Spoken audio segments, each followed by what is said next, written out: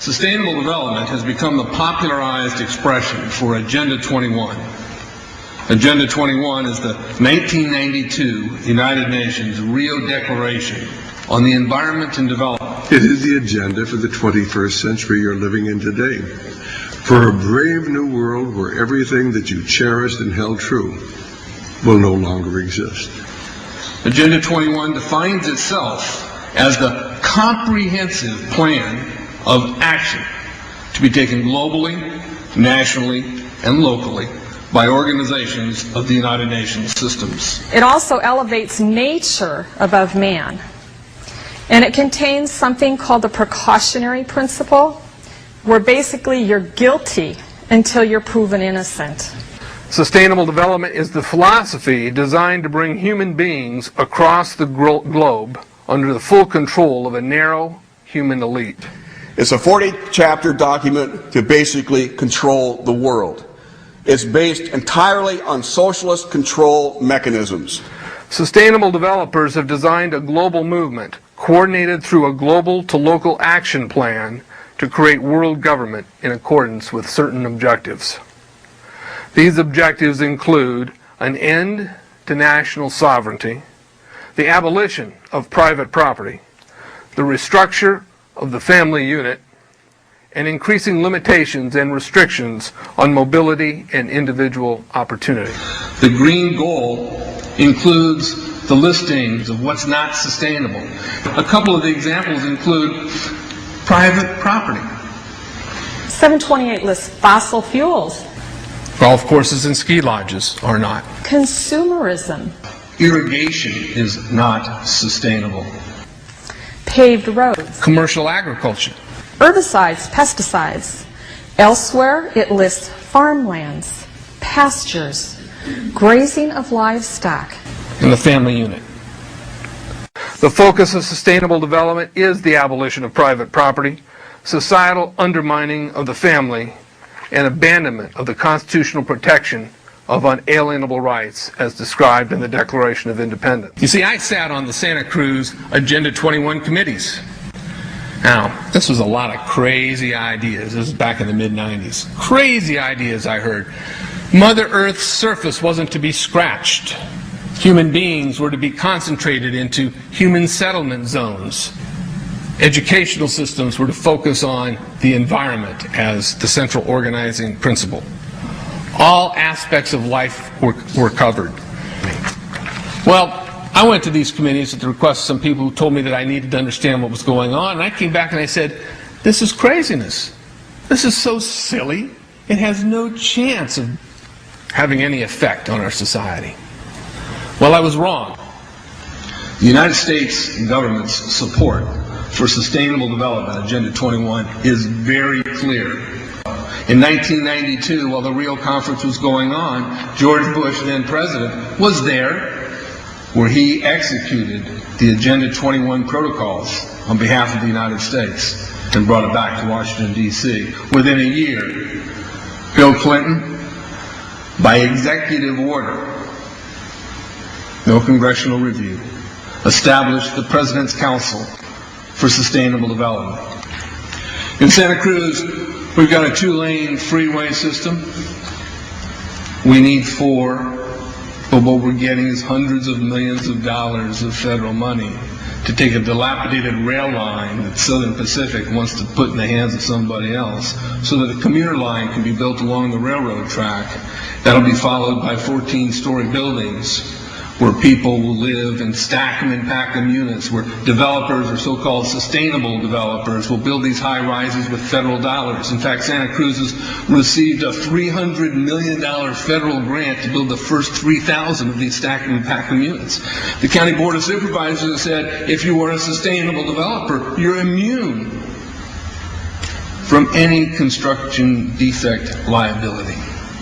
It's a partnership between selected developers building this new world order and the government using the American taxpayer dollars in order to do it. This is a map of the Wildlands Project. To explain the map, the red are areas that are to be off limits to human beings. No resource development, No human activity. If you live there, you won't. The yellow areas are the areas for major control of all human activity. If you live there, you won't. The black areas, the black dots, are the smart growth zones. That's where human beings are to be stacked and packed in small living units along rail tracks. The smart growth program ultimately has jobs assigned and children cared for by the state. The question has been asked many times how the people who are perpetrating these things expect to do this and make it last. And the answer to that is that you steal a generation of children and you indoctrinate them so that they accept these ideas and they become global citizens in the coming global village.